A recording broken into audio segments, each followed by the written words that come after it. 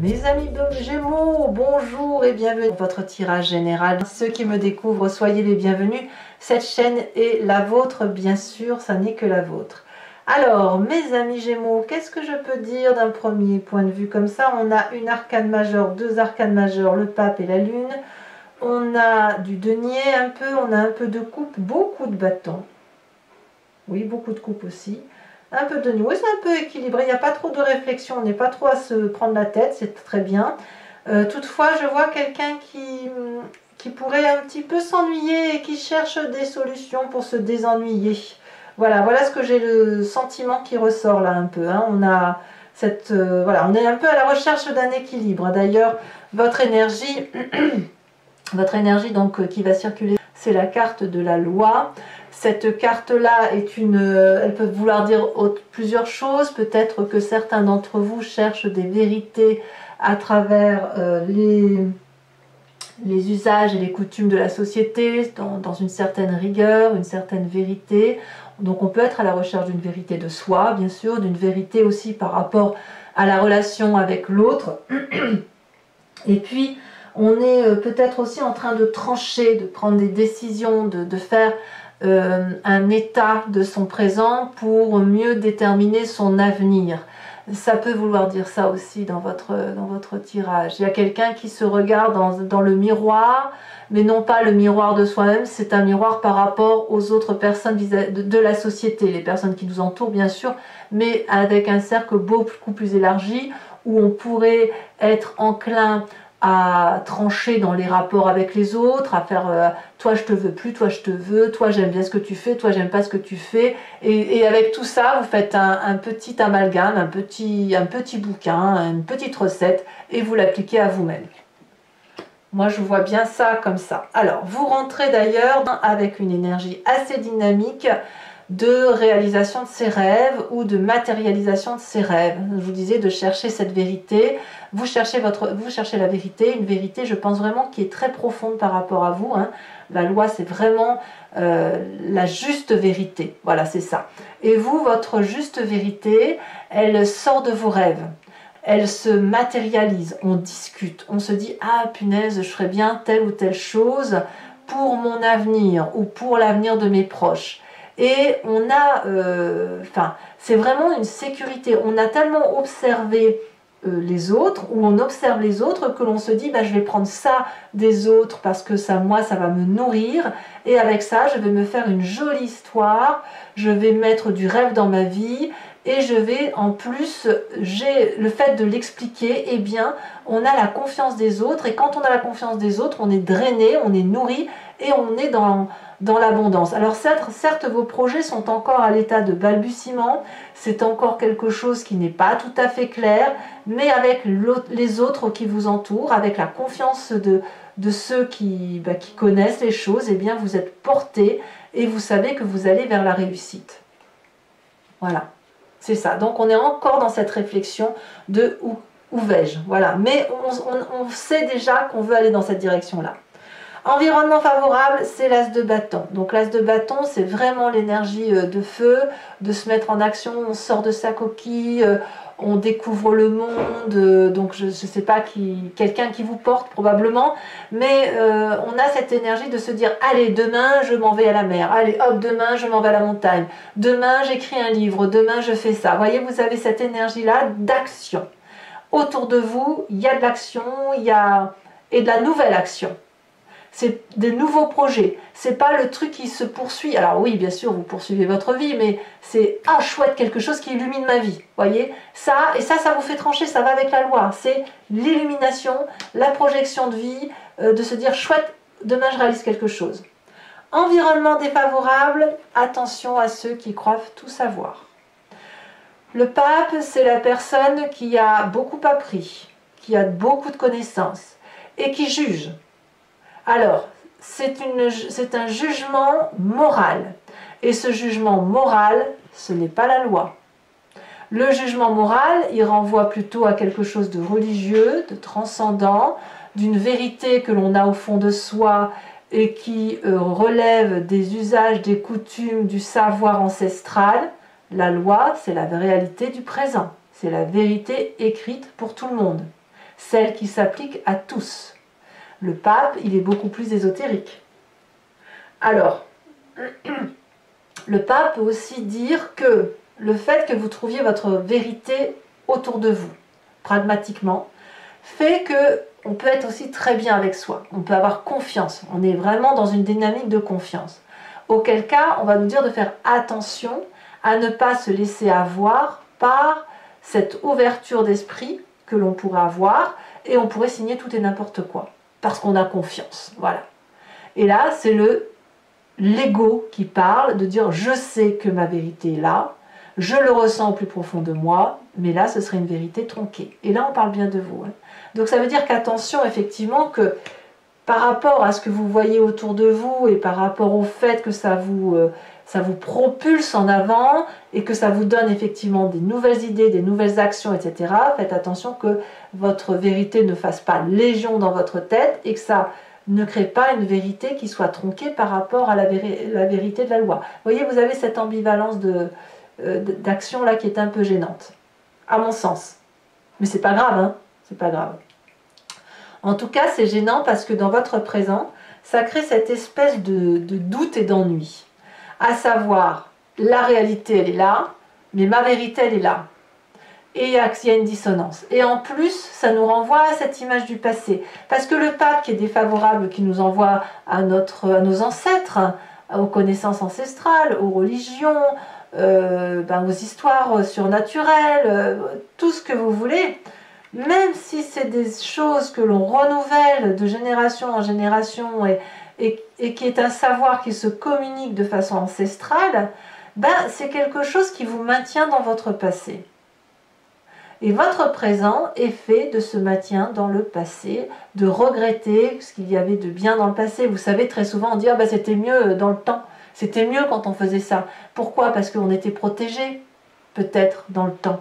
On était peut-être sous la protection de ses parents, de ses grandes sœurs, de ses grands frères. On était sous la protection des copains, des copines. Il y avait une innocence, voyez, cette innocence du passé-là, elle vous revient en trombe et elle vous empêche d'avancer. Or, tout est fait pour que vous avanciez, y compris la vallée de denier. Alors, on va voir ce qui se passe dans votre inconscient. On va expliquer pourquoi. Pardon. Dans votre inconscient, c'est la façon dont votre corps vibre, la façon dont il se manifeste à vous, la façon dont il fait ressortir toutes ces émotions ambivalentes. On a la roi de bâton. La roi de bâton, elle vous dit que, au fond de vous, votre corps vous dit qu'il faut arrêter de penser au passé, de ruminer le passé. Et il faut acter simplement ce passé et se dire que ça a été une super expérience de sa vie, dans la mesure du possible, hein, il n'est pas question non plus de tout pardonner, et de réentreprendre quelque chose de nouveau, de construire quelque chose de nouveau. La roi de bâton, c'est le feu, c'est le bélier, c'est le lion, c'est le sagittaire, c'est l'autorité, c'est le leadership, c'est la confiance en soi, c'est la maîtrise de soi, c'est l'absence de peur. Et dans votre inconscient, votre corps vibre à l'unisson de ces énergies-là. Donc, pour pouvoir vibrer avec cette énergie-là, il faut éviter de trop s'accrocher à son passé. Alors, voyons voir le passé, l'énergie du passé qui remonte par rapport à votre inconscient. Donc, c'est soit sous forme de souvenir, soit sous forme de rêve, la vie de bâton.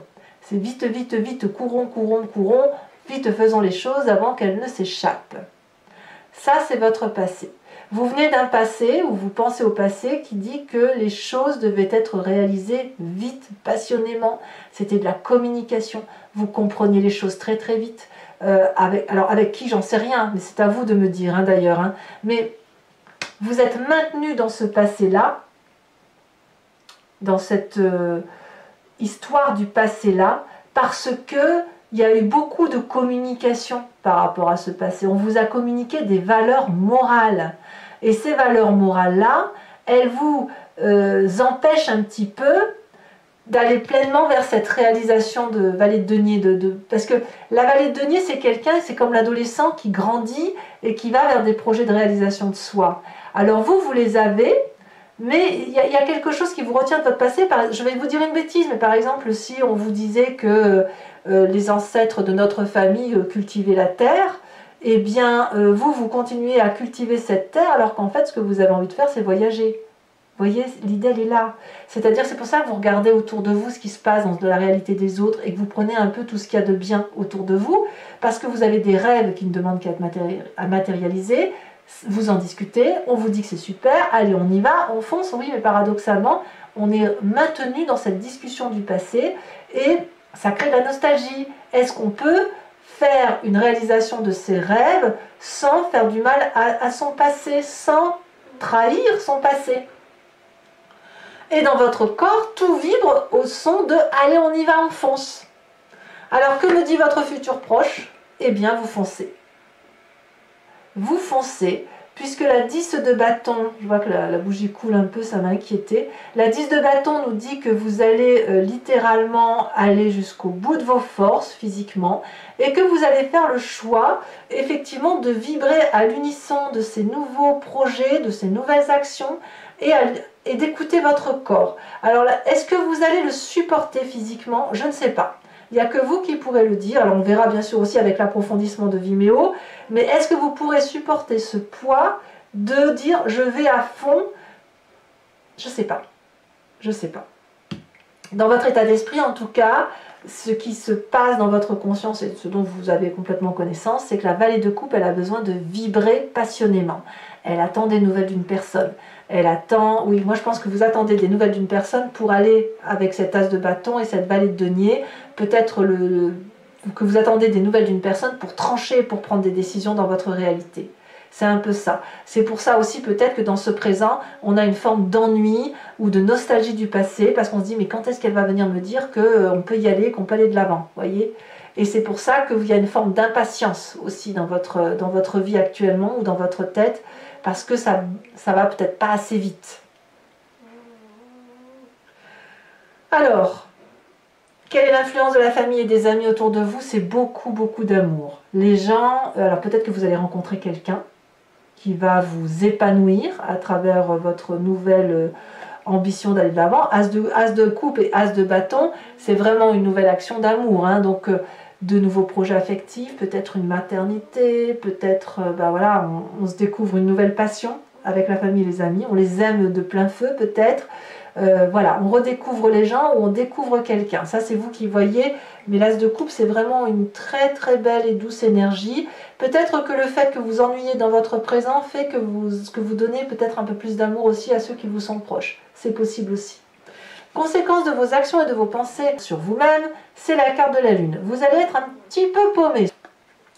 Alors c'est de bonne guerre, mais ça va un peu à cause du fait que vous êtes à la fois, vous êtes des Gémeaux quoi, hein, à la fois vous êtes à gauche, c'est-à-dire avec ce passé, cette nostalgie, le fait que dans le passé on faisait plein de choses, qu'on était protégé, qu'il y avait le rapport ancestral avec la famille, la mise sous protection. Donc ça c'est votre côté Gémeaux 1.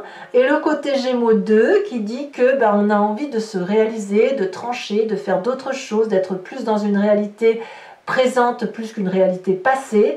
Et on va alors tirer vers la droite ou vers la gauche, enfin vous voyez comme vous voulez, mais voilà, on a ce Gémeaux là qui se subdivise. Et ça, je ne sais pas si c'est très très bon parce que ça va vous maintenir dans une forme de rêve et surtout d'illusion et de ne pas trop savoir quelle position prendre. Il va falloir donc à un moment donné que vous tranchiez, que vous preniez des décisions par rapport à votre réalité, réalité terrestre qui n'est pas la réalité ni affective, ni émotionnelle, ni spirituelle. Voyez? Et vous le savez très bien. Il va falloir choisir, si vous le pouvez. Mais je ne suis pas sûre que vous arriverez à choisir. Peut-être que vous arriverez à tout combiner. Conséquence de vos actions et de vos pensées sur l'environnement, c'est l'équilibre retrouvé. Il y a beaucoup de partage, alors peut-être avec la famille, avec les amis, beaucoup d'amour retrouvé. Peut-être que vous aurez une aide financière ou matérielle. Peut-être que c'est vous qui aiderez la famille, les amis, l'environnement. Mais ici, on remet un peu de la place, de la juste place par rapport à son environnement et de la bienveillance. Il y a comme un merci qui est dit par rapport aux personnes qui nous entourent en disant en fait j'ai quand même été mis sous la confiance de quelqu'un et merci de me rendre ça. Voilà, je t'ai apporté ça, merci de me restituer ça. Donc on a un juste retour des choses par rapport à une construction de vie Alors peut-être que vous aurez une promotion professionnelle ou quelqu'un autour de vous aura une promotion, peut-être que c'est autre chose, hein, complètement autre chose. On verra effectivement en approfondissant.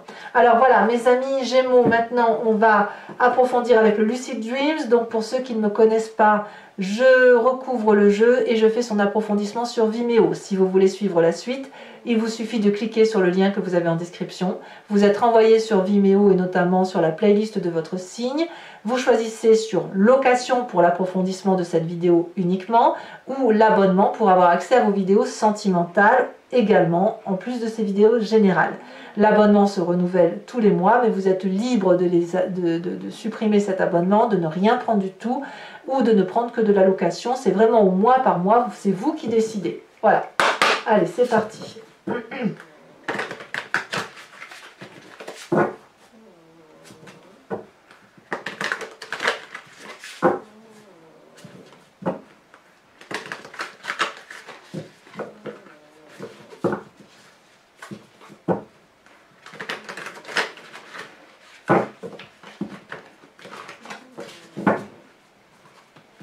Alors, qu'est-ce qu'on a sur cette vallée de denier?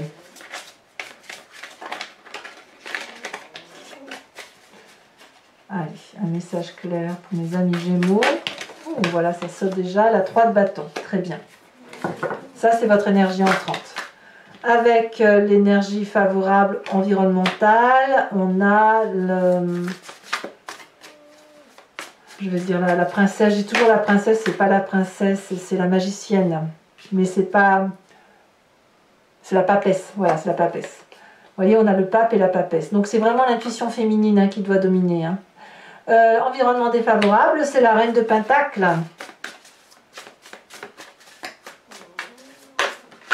Ouais, je comprends bien votre tirage en fait. Votre présent, c'est la roi de Pentacle.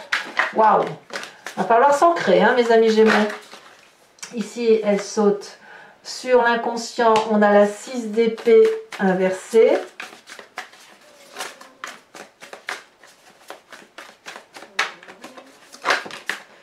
Sur le passé, on a la 9 de bâton inversée. Punaise, c'est pas rien quand même. Hein. Sur votre futur proche, on a la carte de la mort inversée. Tiens donc. Ah ouais, vous allez vous résister au changement. Hein. Choix cornélien hein, quand même. Hein. Sur l'état d'esprit, nous avons la lune. Lune que l'on retrouve dans votre tête et que l'on retrouve dans votre futur de fin de mois. Donc ça veut bien dire que vous n'avez pas l'intention de changer. Voilà, on va vers quelque chose, mais tout compte fait, on fait de la résistance.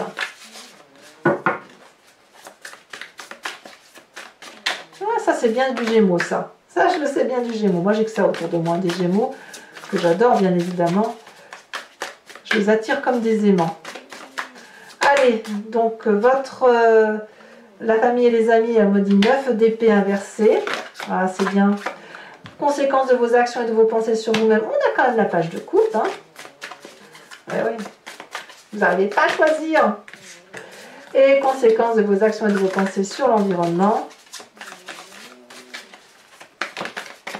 Ça veut parler, ça veut parler. Qu'est-ce qu'on a à dire sur l'environnement? Alors, je vous rajoute une carte sur cette carte sur la loi, sur l'oracle bleu. Ah oui, la carte de l'abondance, c'est donc très très très bien. Je vous tire une carte également de l'archange Gabriel, de cet oracle, qui est une carte de protection, une carte conseil pour vous aider à traverser ce mois.